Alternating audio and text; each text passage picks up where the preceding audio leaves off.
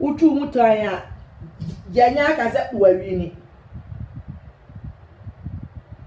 isi no nya ba bonte abe pronounce ni wi na ne de ekoko otokura na yenyi wu mfiri wo se ye hwehwe mu no ye friend say enya wo na wunya aye nti no sore so na mahama metna so enye ensi because every be 2000 and you know moko court 2012 pink sheet sami ba ye emi se ye hu de course wo moko kire moko court evidence ahodo bawumia the calculations Mr. Accountant wo court wo akasa grofo hu say yes papa ni muhuma ezozo ankosi aga yankoyi NDC ni na obetna so na mfiri so amfa amamo meboa saa na tie ntijensa wo twan se mube wesi time na daddy court akoni abade ka amenko ade anka NDC fom mu hodudu na ekofo adu enkanwie na mistakes na mu no 2020 no ma make sure say ebinsi 2024 em fan ko ra 2025 mu me dia me ka je minyan NDC fo no ekufo adu wini a Ghana fo nyina na ewini de ekufo adu o wini a Ghana fo nyina na ewini ye nyina ye Ghana fo enti edu time e wo say NDC ni NPP modi odo ni bo odom na omani timi koso na de ya mi de wo mu ni say NDC fo akodo so wo parliament ho eno na ya mi de because enyema bebre wonu ma akufu adu minim se na se oya akokora ni nti a ekoso wo hunu se so wo hunu wo bu enani agusu dia enyema bi wonu ma na ekoso na enyame ni ensam fata se ewo se ekoso but all the same no enu atwam se die be koso na yehia mom ye nyina ye nka mbom na ye fa odo mom ni na ekese agwo ne nya de enye kama MPP fo na aji o mani a wo ye NDC ni abowura you were Ghanaian wo celebrate bi mu nyina se nka eba wu ana se ntokwa an ye hu NDC ni ehu NPP ni ke do kumu nyina ma bom ba akọ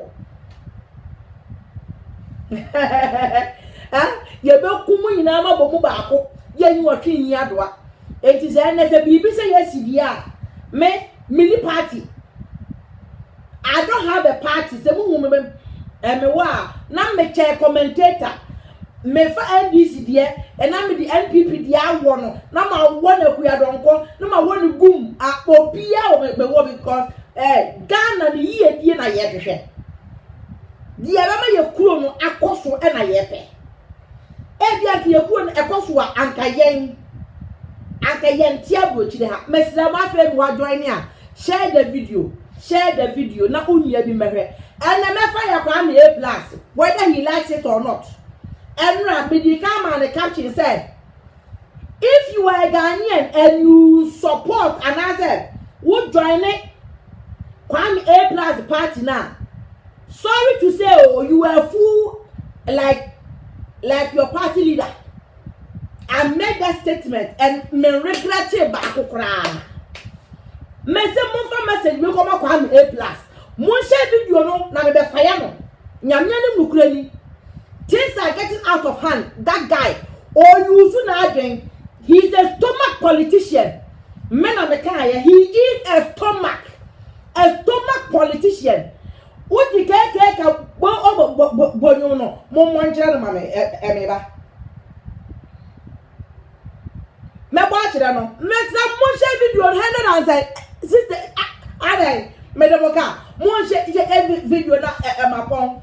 Me ya Ghana ni me de ka se koda share the video ni yanku yanim me pese kwa me A+ no what here mon fama no mon tag na mra so mon share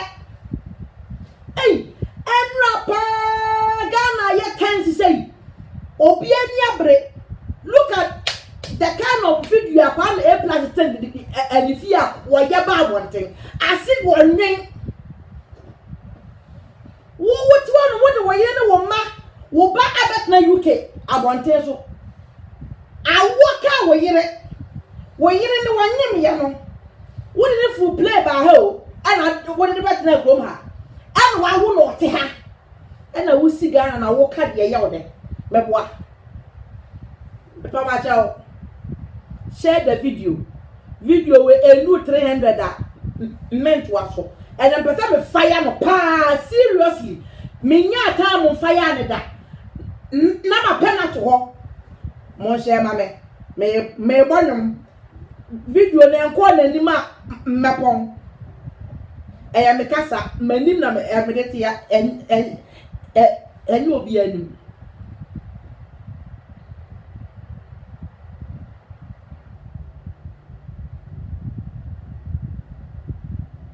Oh, impesa o. Keke we. Bejeme. Abusiafo mechiachia mo na nasafo bejabe mechia o. Ohini ba media, ohini ba je ni makon. Ozu agba adwuma, na nasafo agba adwuma. Hey, Ghana for agba adwuma. Kwado boko de mechia mo. Muntie num ena mo hye. Ekona ni ma, ye fanya Kwame A+. Kwame A+. Mutio. Kisha wonyemani ya ansa na temuda na ba. Ya ndu 300 amen kasa.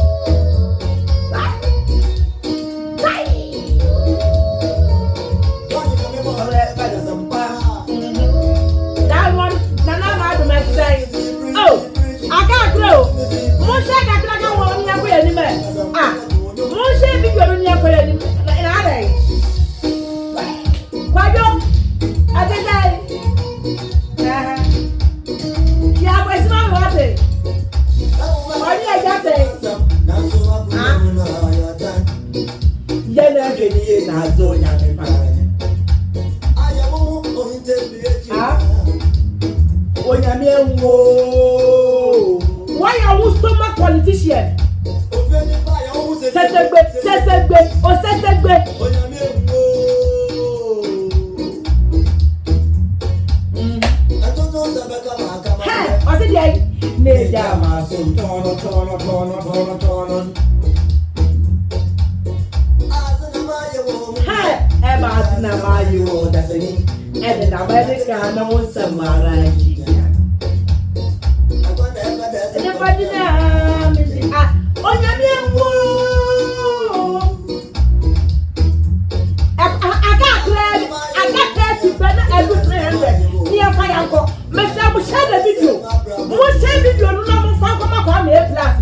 I'm very serious. Oh, yeah, me and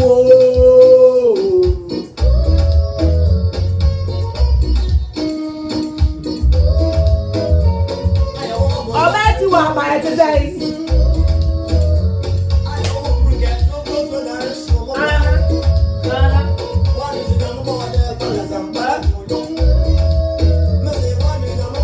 I can't 20. I'm 19, I can't get 12. Hey, I got a what was here? I'm block. What was here? No backer wire. Yes, I bet you are better today. Huh?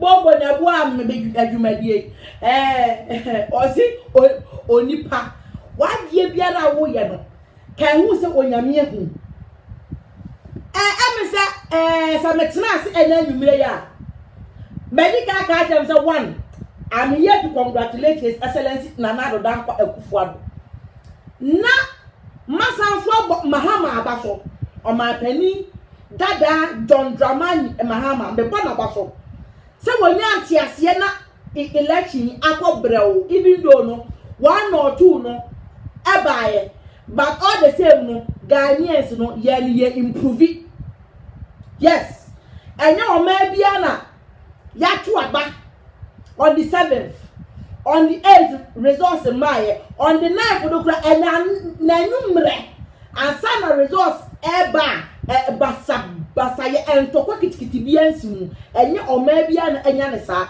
yeti wiase yeti nsema ekoso bebi sam de keja dam den ankanti ase enya aduma na kafani afa de ginam wo mo ko den kafani afa de ginam den but all the same no empanifo ya ade atimi amantokwa na e wo se nke eba no woman woman crofo akasa mani nyina ye din electoral commissioner ayede adwuma ba abe declare Akufo-Addo ne crofo celebrate Mahama ene ne crofo nso hyedem all the same we are all Ghanaians NDC fo munya seat wo parliament no mo fo odom na oman nkwa yie eno na ye hwere oman ne kwa yie a oman ne kwa yie aka ye ni bi se against na bro chiro na ke etwa kwatna Ghana enti eya ni ani abre no okay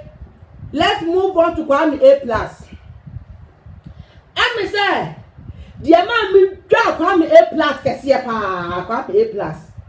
The man me dwa papa me dwa Kwame A+ Ghana si say enra he made a video which is very very disturbing meaning say oye politics beginning no na oye good job but wachia Kwame A+ achia video na oye no I will play the video but let me talk about Kwame A+ a bit. I'm say meaning Kwame A+ na I knew say oye NDC ni me social media no emetina so enyene me yemu abrewa video twa beba ubehia video twa beba Ghana fo moteso tete no munim wo ma wo de video twa live video any sa short enema de buy you guys know it na ma follow Kwame A+ for years beginning na oye good job as I said now he was NDC wakasa oya campaign NDC.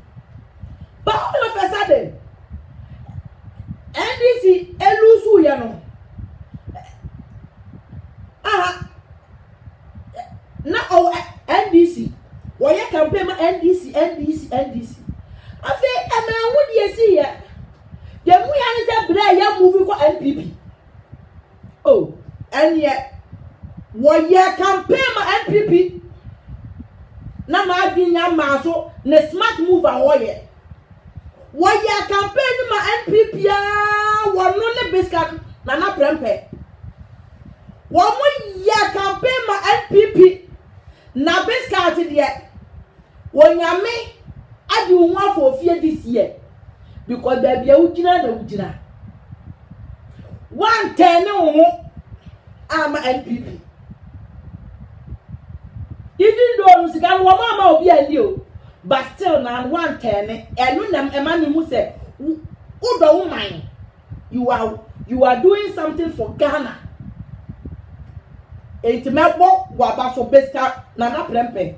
Biscout, as you say, Kennedy Abuaje, my one and only brother, my blood brother, pa, Kennedy Abuaje, or Remy. Biscout, God bless you. I'm not talking as MPP member. I'm not MPP. Get it straight. It's your score. Menya MPP ni, menya NDC ni. But me kasasa on my back, Ghana ni back.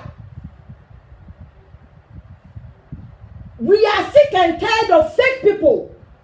Stomach bloggers and stomach politicians. We are sick and tired.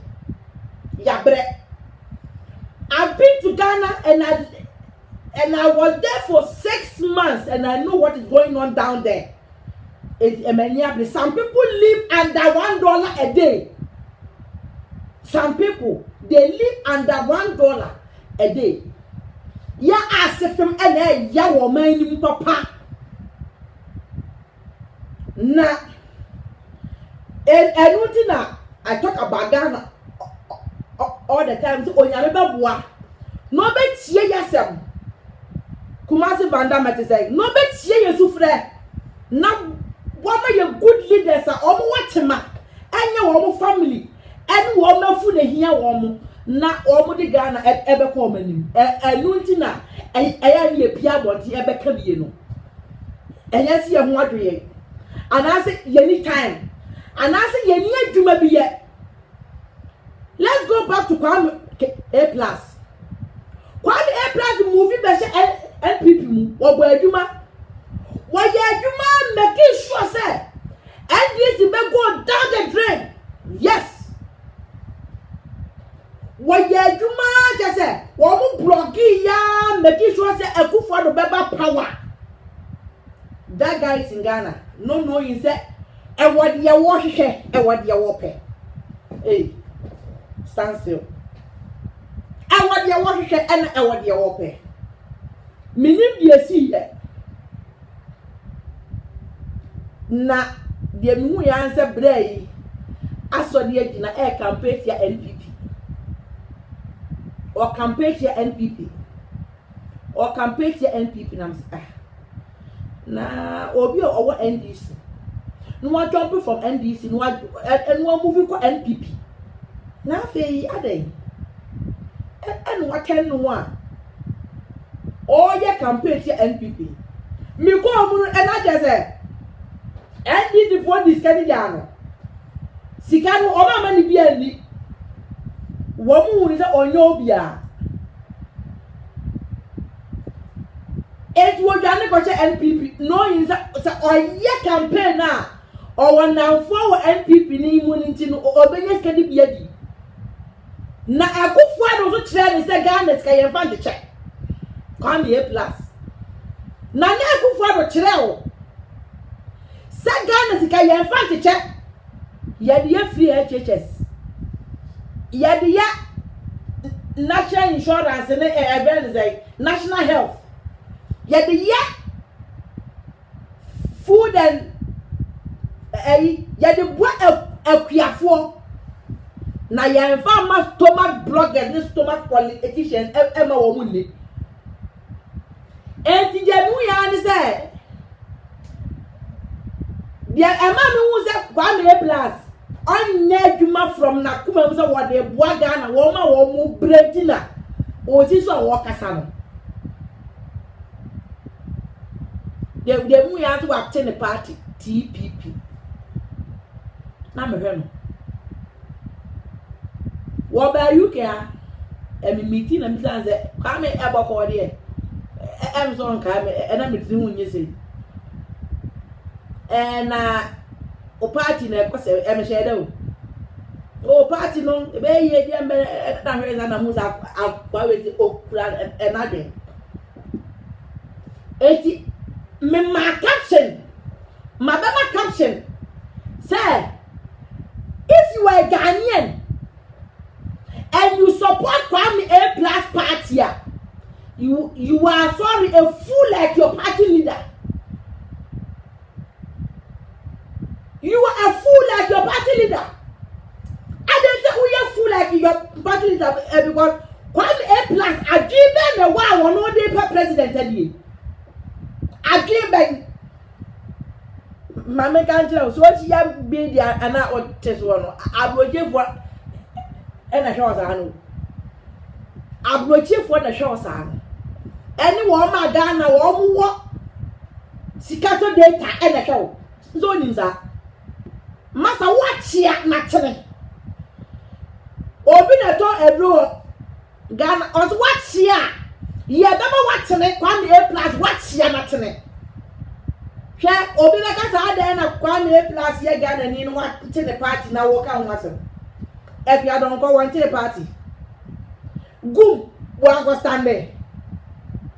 Na Pinadu Admirals one stand there. Anybody be stand there. Mebwa. One say obi bonachi. Ade bi also ade na ye bo Kwame A plus achi. Because he's a stomach politician. Wadi ka de me yire ene ne ba be si abe bepe nkrata ama na pata betna ho. Ene wadi ene futi Ghana ho. The best one man no. He doesn't care the funu kwa no de ho. Mama nya eyanza. Memfa Kwame A plus de esi enam menka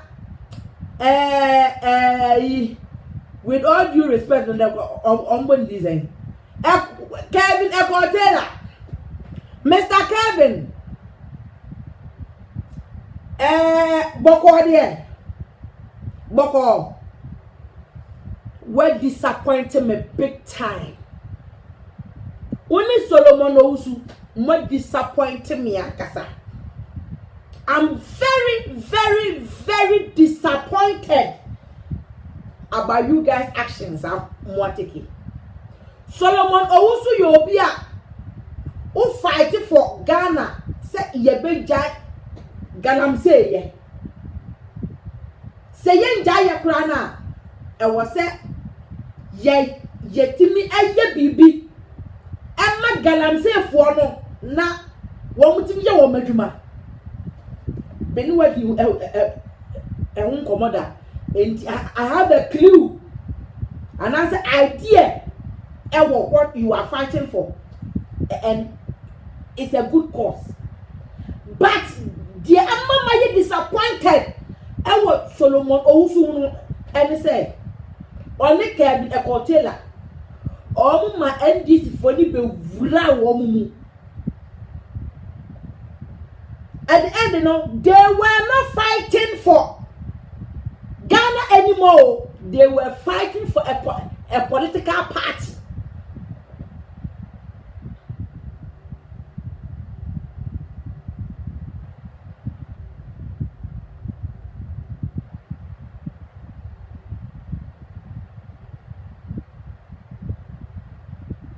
They were fighting for a political party. They were fighting for NDC, knowing really well said, baby, I want to know any trigger can cause a war in Ghana. Ekotela, you did not care about Ghanaians. One care, you guys never cared about Ghanaians. But publicity. A good word why you be and I say over na chia. Not that last minute of election. We don't not can't be a ABC woman. I say a plan a developing. A grandma say UK a developer, US a developer. One said last minute. You didn't send that to that. Why, yeah, okay, good. Time and now more than some nearby, and now it was too short for Ghanaians. And it's not necessary, my brothers. It wasn't necessary. The you know. Mama and Faswama expose now we are back and Faswo be any so it will never help what you guys did. Picture, you know. Actually, say you all are against Nana Dankwa Akufuado. My guys are much now. Kwame A+ video no for making statement to be said. A Kevin of Echo Taylor and a main or Bugodi video now what some me what you now point and what first video 7 minutes, second one 8 minutes, media go war. When I finish this video, I'll put it on my YouTube, which is Obatiwa Multimedia. Go there, follow it and watch it.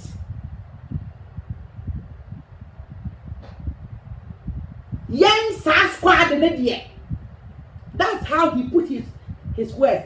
Young Sasquad, I just said, why a squad at that moment and more pay a bind down for whether hook or crook. Yes, I will or maybe it's not me feeling Rollins, you know. JJ Rollins be feeling now to the nonsense points. Now can go to watch him deep sea what could that was for. Kwame A+ and say like democracy about or see what na fune here na fune na yena na president obesi ya and osiani say no and Kwame A+ so when and say woman a chance no nwura bu se si ara de and I say what the MPP friend na wo man baby she 2 years ukuma wo say and food wa na and afun be ba cha mi obeti wa media ibi. That's what he's after. And then mama or my Ghana ability sir. Expose is nearby, you know. It was good though, but it was too late for Ghanaians. It fast won't be a muscle. Mobile baby sir, my young them you should what the bantam and yes election tina moye.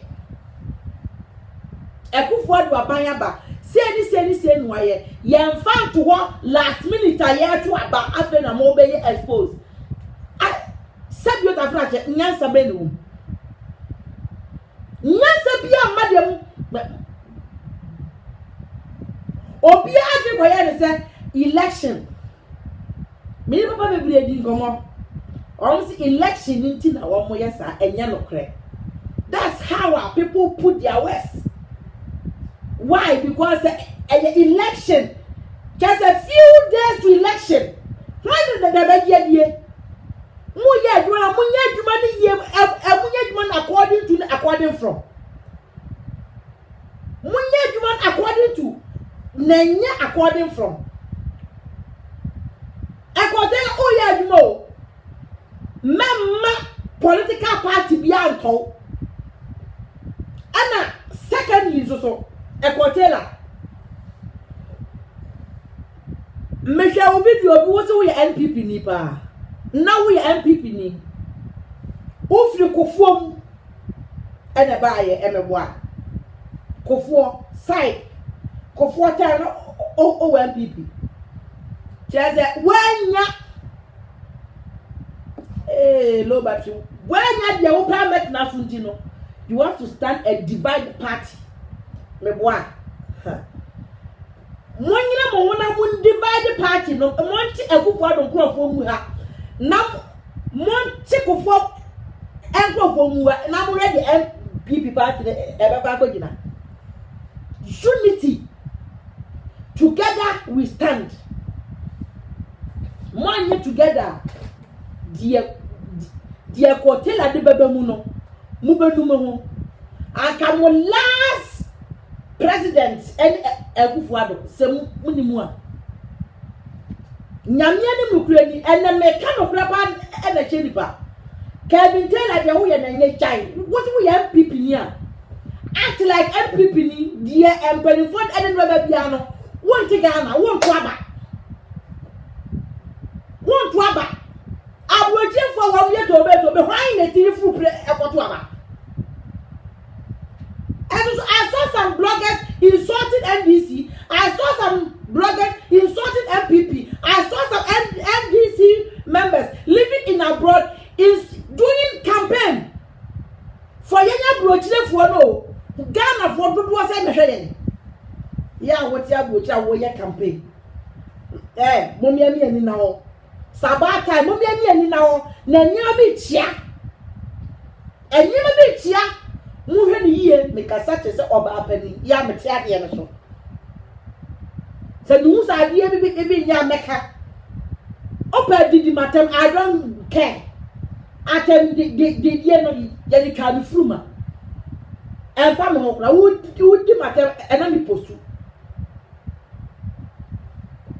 Ghana for menche na meka kire mo no onyame hu Kwame A+ Mesa ba oso o video me ko katekate me ko ye o video ni ye me katekate na Ghana fo usuban ene unipa ban ahoye ya mfa nipa santi ya mfa de santeria wotimi tintan aye yire LPP tintan aye last minute enu na musa 7 meter fra Kwame A+ onim nyansa wa wo be di na chi no wo ba kire wo kro no bo if you want to be a politician find a better political party and join na Kwame A+ TPP no wo come oba kire wo kro no bo Ghana fo be di machi a sa slavery na mu na wodi e be ko oba ti wa makasa